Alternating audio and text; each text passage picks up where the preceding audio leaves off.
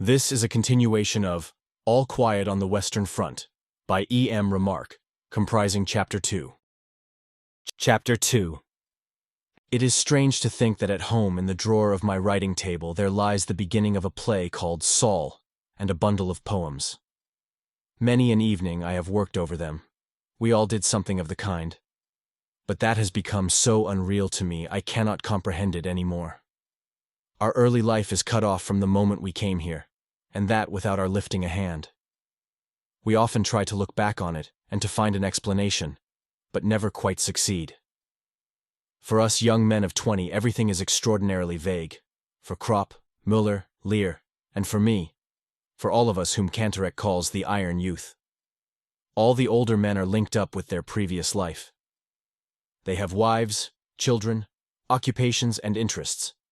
They have a background which is so strong that the war cannot obliterate it. We young men of 20, however, have only our parents, and some, perhaps, a girl. That is not much, for at our age the influence of parents is at its weakest, and girls have not yet got a hold over us. Besides this, there was little else. Some enthusiasm, a few hobbies, and our school. Beyond this, our life did not extend. And of this, nothing remains. Enrich would say that we stood on the threshold of life. And so it would seem. We had as yet taken no root. The war swept us away. For the others, the older men, it is but an interruption. They are able to think beyond it. We, however, have been gripped by it, and do not know what the end may be. We know only that in some strange and melancholy way, we have become a wasteland. All the same, we are not often sad. Though Müller would be delighted to have Enrich his boots, he is really quite as sympathetic as another who could not bear to think of such a thing for grief. He merely sees things clearly. Were Enrich able to make any use of the boots, then Müller would rather go barefoot over barbed wire than scheme how to get hold of them. But as it is, the boots are quite inappropriate to Enrich's circumstances, whereas Müller can make good use of them. Enrich will die. It is immaterial who gets them. Why then should Müller not succeed to them? He has more right than a hospital orderly. When Enrich is dead, it will be too late. Therefore Müller is already on the watch. We have lost all sense of other considerations because they are artificial. Only the facts are real and important for us. And good boots are scarce. Once it was different. When we went to the district commandant to enlist, we were a class of 20 young men, many of whom proudly shaved for the first time before going to the barracks. We had no definite plans for our future. Our thoughts of a career and occupation were as yet of too unpractical a character to furnish any scheme of life. We were still crammed full of vague ideas which gave to life, and to the war also an ideal and almost romantic character. We were trained in the army for 10 weeks, and in this time more profoundly influenced than by 10 years at school. We learned that a bright button is weightier than 4 volumes of Schopenhauer. At first astonished, then embittered, and finally indifferent, we recognized that what matters is not the mind, but the boot brush. Not intelligence, but the system. Not freedom, but drill. We became soldiers with eagerness and enthusiasm, but they have done everything to knock that out of us. After 3 weeks, it was no longer incomprehensible to us that a braided postman should have more authority over us than had formerly our parents, our teachers, and the whole gamut of culture from Plato to Goethe. With our young, awakened eyes, we saw that the classical conception of the fatherland held by our teachers resolved itself here into a renunciation of personality, such as one would not ask of the meanest servants. Salutes, springing to attention, parade marches, presenting arms, right wheel, left wheel, clicking the heels, insults, and 1,000 pettifogging details. We had fancied our task would be different, only to find we were to be trained for heroism as though we were circus ponies. But we soon accustomed ourselves to it. We learned in fact that some of these things were necessary, but the rest merely show. Soldiers have a fine nose for such distinctions. By 3s and 4s our class was scattered over the platoons amongst Frisian fishermen, peasants, and laborers with whom we soon made friends. Kropp, Müller, Enrich, and I went to No. 9 platoon under Corporal Himmelstoss. He had the reputation of being the strictest disciplinarian in the camp, and was proud of it. He was a small, undersized fellow with a foxy, waxed mustache, who had seen 12 years' service and was in civil life a postman. He had a special dislike of Kropp, Tjaden, Westhus, and me. because he sensed a quiet defiance. I have remade his bed 14 times in one morning. Each time he had some fault to find and pulled it to pieces. I have kneaded a pair of prehistoric boots that were as hard as iron for 20 hours, with intervals, of course, until they became as soft as butter, and not even Himmelstoss could find anything more to do to them. Under his orders, I have scrubbed out the corporal's mess with a toothbrush. Kropp and I were given the job of clearing the barracks square of snow with a hand broom and a dustpan, and we would have gone on till we were frozen had not a lieutenant accidentally appeared who sent us off and hauled Himmelstoss over the coals. But the only result of this was to make Himmelstoss hate us more. For 6 weeks consecutively, I did guard every Sunday and was hut orderly for the same length of time. With full pack and rifle, I have had to practice on a wet, soft, newly plowed field, the prepare to advance, and the lie down, until I was one lump of mud and finally collapsed. 4 hours later, I had to report to Himmelstoss with my clothes scrubbed clean, my hands chafed and bleeding. Together with Kropp, Westhus, and Tjaden, I have stood at attention in a hard frost without gloves for a quarter of an hour at a stretch, while Himmelstoss watched for the slightest movement of our bare fingers on the steel barrel of the rifle. I have run 8 times from the top floor of the barracks down to the courtyard in my shirt at 2 o'clock in the morning, because my drawers projected 3 inches beyond the edge of the stool on which one had to stack all one's things. Alongside me ran the corporal, Himmelstoss, and trod on my bare toes. At bayonet practice, I had constantly to fight with Himmelstoss, I with a heavy iron weapon, whilst he had a handy wooden one with which he easily struck my arms till they were black and blue. Once, indeed, I became so infuriated that I ran at him blindly, and gave him a mighty jab in the stomach and knocked him down. When he reported me, the company commander laughed at him and told him he ought to keep his eyes open. He understood Himmelstoss, and apparently was not displeased at his discomfiture. I became a past master on the parallel bars and excelled at physical jerks. We have trembled at the mere sound of his voice, but this runaway post horse never got the better of us. One Sunday, as Kropp and I were lugging a latrine bucket on a pole across the barrack yard, Himmelstoss came by, all polished up and spry for going out. He planted himself in front of us and asked how we liked the job. In spite of ourselves, we tripped and emptied the bucket over his legs. He raved, but the limit had been reached. "That means clink!" he yelled. But Kropp had had enough. "There'll be an inquiry first," he said, "and then we'll unload." "Mind how you speak to a non-commissioned officer," bawled Himmelstoss. "Have you lost your senses? You wait till you're spoken to. What will you do anyway?"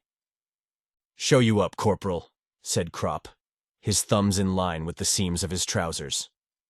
Himmelstoss saw that we meant it and went off without saying a word. But before he disappeared, he growled, "You'll drink this." But that was the end of his authority. He tried it on once more in the plowed field with his prepare to advance, and lie down. We obeyed each order, since an order's an order and has to be obeyed. But we did it so slowly that Himmelstoss became desperate. Carefully we went down on our knees, then on our hands, and so on. In the meantime, quite infuriated, he had given another command. But before we had even begun to sweat, he was hoarse. After that, he left us in peace. He did indeed always refer to us as swine, but there was, nevertheless, a certain respect in his tone. There were many other staff corporals, the majority of whom were more decent. But above all, each of them wanted to keep his good job there as long as possible, and this he could do only by being strict with the recruits. So we were put through every conceivable refinement of parade ground soldiering till we often howled with rage. Many of us became ill through it. Wolf actually died of inflammation of the lung. But we would have felt ridiculous had we hauled down our colors. We became hard, suspicious, pitiless, vicious, tough. And that was good, for these attributes were just what we lacked. Had we gone into the trenches without this period of training, most of us would certainly have gone mad. Only thus were we prepared for what awaited us. We did not break down, but adapted ourselves. Our 20 years, which made many another thing so grievous, helped us in this. But by far the most important result was that it awakened in us a strong, practical sense of esprit de corps, which in the field developed into the finest thing that arose out of the war: comradeship. I sit by Kemmerich's bed. He is sinking steadily. Around us is a great commotion. A hospital tram has arrived, and the wounded fit to be moved are being selected. The doctor passes by Kemmerich's bed without once looking at him. "Next time, Franz," I say. He raises himself on the pillow with his elbows. "They have amputated my leg." He knows it too, then. I nod and answer, "You must be thankful you've come off with that." He is silent. I resume. "It might have been both legs, Franz. Wegeler has lost his right arm. That's much worse. Besides, you will be going home." He looks at me. "Do you think so?" "Of course." "Do you think so?" he repeats. "Sure, Franz. Once you've got over the operation." He beckons me to bend down. I stoop over Bin and he whispers, "I don't think so." "Don't talk rubbish, Franz. In a couple of days you'll see for yourself. What is it anyway? An amputated leg? Here they patch up far worse things than that." He lifts one hand. "Look here, though, these fingers. That's the result of the operation. Just eat decently, and you'll soon be well again. Do they look after you properly?" He points to a dish that is still half full. I get excited. "Franz, you must eat. Eating is the main thing. That looks good too." He turns away. After a pause, he says slowly, "I wanted to become a head forester once." "So you may still," I assure him. "There are splendid artificial limbs now. You'd hardly know there was anything missing. They are fixed onto the muscles. You can move the fingers and work and even write with an artificial hand. And besides, they will always be making new improvements." For a while he lies still. Then he says, "You can take my lace-up boots with you for Miller." I nod and wonder what to say to encourage him. His lips have fallen away. His mouth has become larger. His teeth stick out and look as though they were made of chalk. The flesh melts. The forehead bulges more prominently. The cheekbones protrude. The skeleton is working itself through. The eyes are already sunken in. In a couple of hours it will be over. He is not the first that I have seen thus, but we grew up together, and that always makes it a bit different. I have copied his essays. At school he used to wear a brown coat with a belt and shiny sleeves. He was the only one of us two who could do the giant's turn on the horizontal bar. His hair flew in his face like silk when he did it. Kantorek was proud of him. But he couldn't stand cigarettes. His skin was very white. He had something of the girl about him. I glance at my boots. They are big and clumsy. The breeches are tucked into them, and standing up one looks well built and powerful in these great drain pipes. But when we go bathing and strip, suddenly we have slender legs again and slight shoulders. We are no longer soldiers but little more than boys. No one would believe that we could carry packs. It is a strange moment when we stand naked. Then we become civilians, and almost feel ourselves to be so. When bathing, Franz Kemmerich looked as slight and frail as a child. There he lies now. But why? The whole world ought to pass by this bed and say, "That is Franz Kemmerich, 19.5 years old. He doesn't want to die. Let him not die." My thoughts become confused. This atmosphere of carbolic and gangrene clogs the lungs. It is a thick gruel. It suffocates. It grows dark. Kemmerich's face changes color. It lifts from the pillow and is so pale that it gleams. The mouth moves slightly. I draw near to him.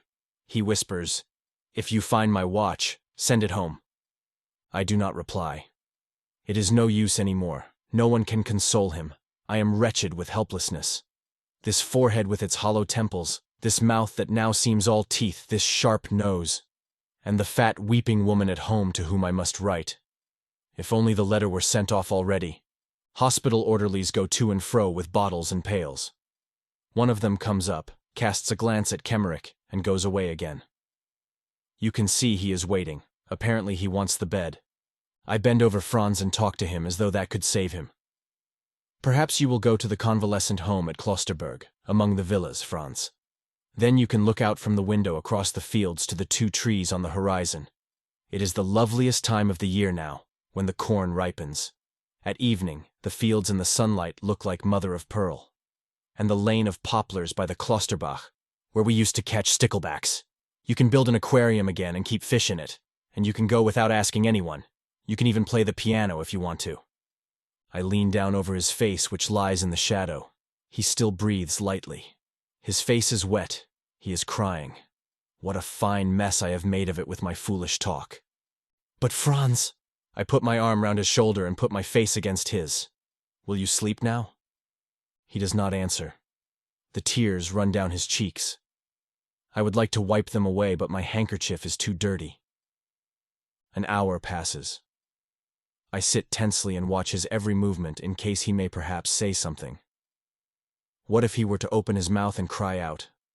But he only weeps, his head turned aside. He does not speak of his mother or his brothers and sisters. He says nothing. All that lies behind him. He is entirely alone now with his little life of 19 years, and cries because it leaves him. This is the most disturbing and hardest parting that I ever have seen. Although it was pretty bad too with T-Jen, who called for his mother. A big bear of a fellow who, with wild eyes full of terror, held off the doctor from his bed with a dagger until he collapsed. Suddenly Enrich groans and begins to gurgle. I jump up, stumble outside and demand, "Where is the doctor? Where is the doctor?" As I catch sight of the white apron, I seize hold of it. "Come quick, Franz Enrich is dying." He frees himself and asks an orderly standing by, "Which will that be?" He says, "Bed 26, amputated thigh." He sniffs. "How should I know anything about it? I've amputated 5 legs today." He shoves me away, says to the hospital orderly, "You see to it," and hurries off to the operating room. I tremble with rage as I go along with the orderly. The man looks at me and says, "One operation after another since 5 o'clock this morning. You know, today alone there have been 16 deaths. Yours is the 17th. There will probably be 20 altogether." I become faint. All at once I cannot do any more. I won't revile any more, it is senseless. I could drop down and never rise up again. We are by Enrich's bed. He is dead. The face is still wet from the tears. The eyes are half open and yellow like old horn buttons. The orderly pokes me in the ribs. "Are you taking his things with you?" I nod. He goes on. "We must take him away at once. We want the bed." Outside they are lying on the floor.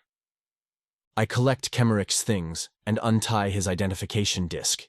The orderly asks about the pay book. I say that it is probably in the orderly room, and go. Behind me they are already hauling Franz onto a waterproof sheet. Outside the door, I am aware of the darkness and the wind as a deliverance. I breathe as deep as I can, and feel the breeze in my face, warm and soft as never before. Thoughts of girls, of flowery meadows, of white clouds suddenly come into my head. My feet begin to move forward in my boots. I go quicker. I run. Soldiers pass by me. I hear their voices without understanding. The earth is streaming with forces which pour into me through the soles of my feet. The night crackles electrically. The front thunders like a concert of drums. My limbs move supplely. I feel my joints strong. I breathe the air deeply. The night lives. I live. I feel a hunger, greater than comes from the belly alone. Müller stands in front of the hut waiting for me. I give him the boots. We go in, and he tries them on. They fit well. He roots among his supplies and offers me a fine piece of saveloy. With it goes hot tea and rum. This concludes the second part of 16 total of All Quiet on the Western Front by Remarque, produced by Best Audiobooks for free.